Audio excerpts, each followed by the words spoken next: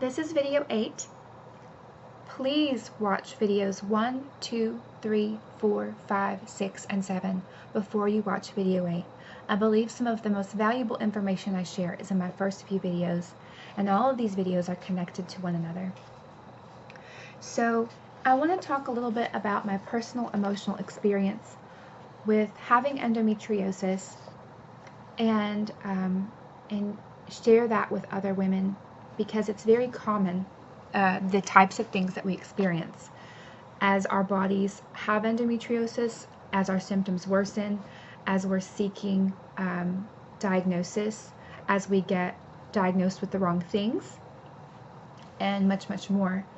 Some of the most painful things that I experienced while I was suffering with endometriosis and ovarian cysts and not getting a diagnosis include the following.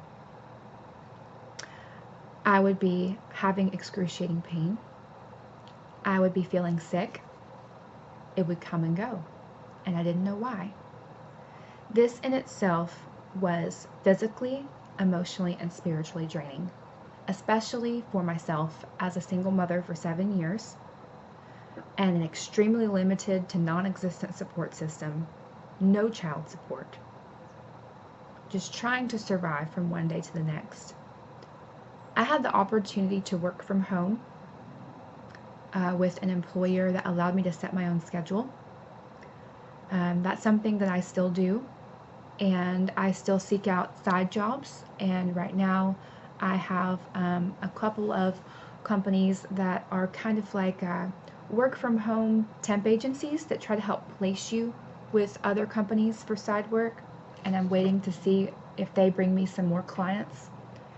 If it was not for being able to work from home and set my own schedule, I think there's a very good chance I would have lost my daughter to the state. So I'm very thankful to the women who are out there struggling to work a regular job that's not at home.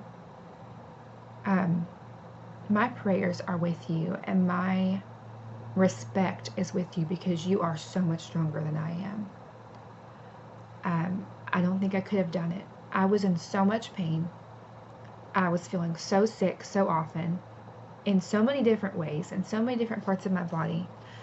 And then I was trying to seek out doctors to give me answers. I went to different hospitals, I went to different emergency rooms, I went to different primary care doctors, I went to different specialists, and the experience that I had until I went to the wonderful surgeon that I have now was horrific. I was told outright that I was crazy, that I had a low pain tolerance, that I was too pretty and too young to have anything wrong with me. I was told that that if I didn't stop requesting blood tests and ultrasounds to examine my pelvic region pain, that that they were going to contact child services because I was delusional and that I was crazy. Yes, I was actually told things like this. Just complete refusal to do tests when I was in pain and concerned. I was exhibiting all of the classic signs and symptoms of ovarian cysts and of endometriosis, progressively and worsening for over 10 years in very obvious ways. And no one ever mentioned these conditions to me. It wasn't until I had one of the most horrible ER trips that there was a wonderful doctor, a very young man, and he said, let's do an ultrasound. And he said, do you want to do an ultrasound? And I said, yes, please. I've been begging my doctor to do this for a very long time, and sometimes they'll schedule it and then they cancel it and tell me I can't come in, or and many times over the years I had no access to health care. Thanks to healthcare.gov and Humana, I have health coverage right now. I have a policy that I pay for. But for many years, I had no health care of any kind, so every time I wanted or needed a test, I paid for it with cash or a credit card or I took out a check advance loan. I was desperate for a diagnosis. I was desperate for help. And I had never heard of ovarian cysts or endometriosis. I didn't know what any of this was. This is why education is so important. I, at one point, had gone to a specialist who was a cancer specialist, and he told me that he wasn't going to operate on me. He wouldn't do an exploratory surgery. He said he refused. He said he wasn't going to operate on me unless he took out all of my reproductive organs, including my ovaries. And I was devastated. I had waited months to get in to see this doctor, and he was supposed to be phenomenal. And he also wanted me to take medications that I had reported to him. I had adverse side effects before with these medications. And I honestly felt like he was just trying to kill me. And my heart was broken. I was so sick. I was so exhausted. And I just kept praying to God that he would help me to be strong and brave and filled with joy in every moment possible until I found answers. Because I want to be around to not only help other women, but to see my daughter have an amazing life, despite all the hardships we've had to overcome. And I also found love, real love for the first time in my life, and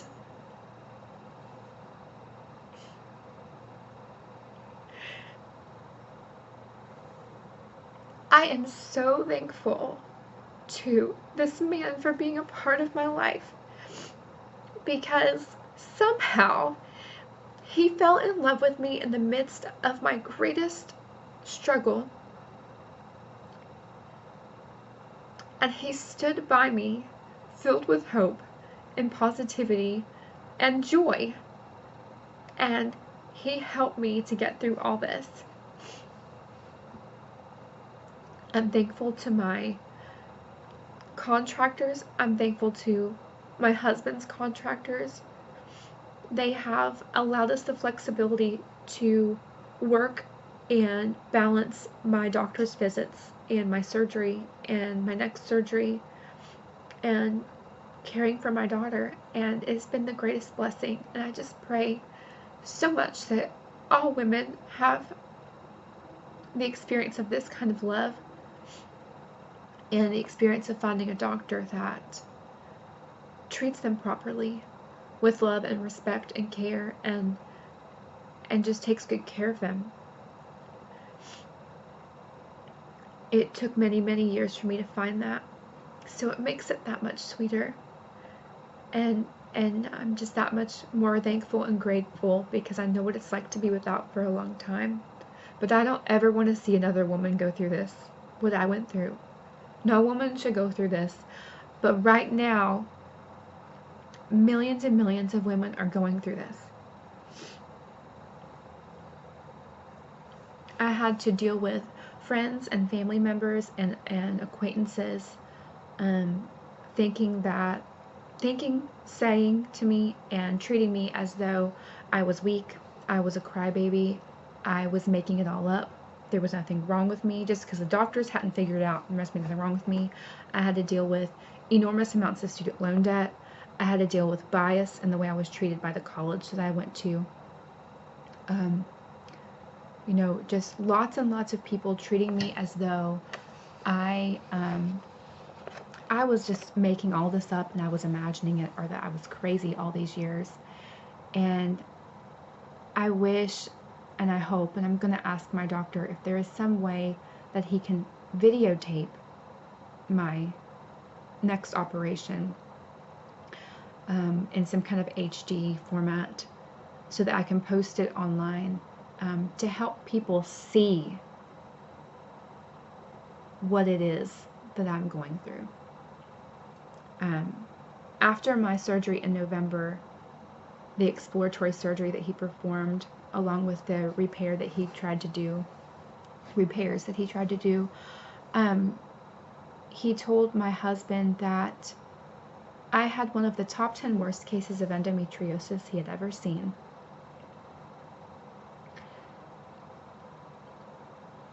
I have been thrown to the ground in pain, feeling like I'm being stabbed with knives.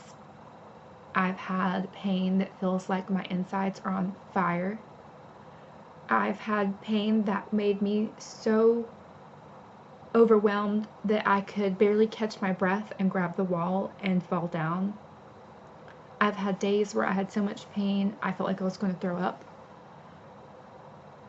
where I could barely do anything but maybe sit on a toilet or sit in a bathtub for hours at a time. And times when I would just lay in bed and cry and pray. And now I know I wasn't weak. I wasn't imagining it. I wasn't crazy like all these people told me. I was surviving a really horrific disease. So, to other women out there, no matter what condition you are going through, do not grieve, for the joy of the Lord is your strength.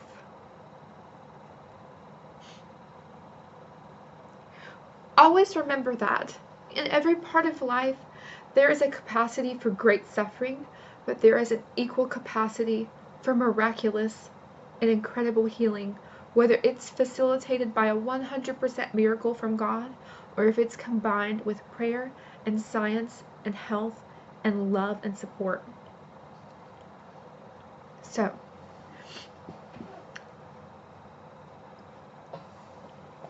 I'm going to make one more video, maybe a couple more, but video 9 is going to talk more about what can we do naturally to make ourselves strong in the midst of this condition during our healing and in between surgeries.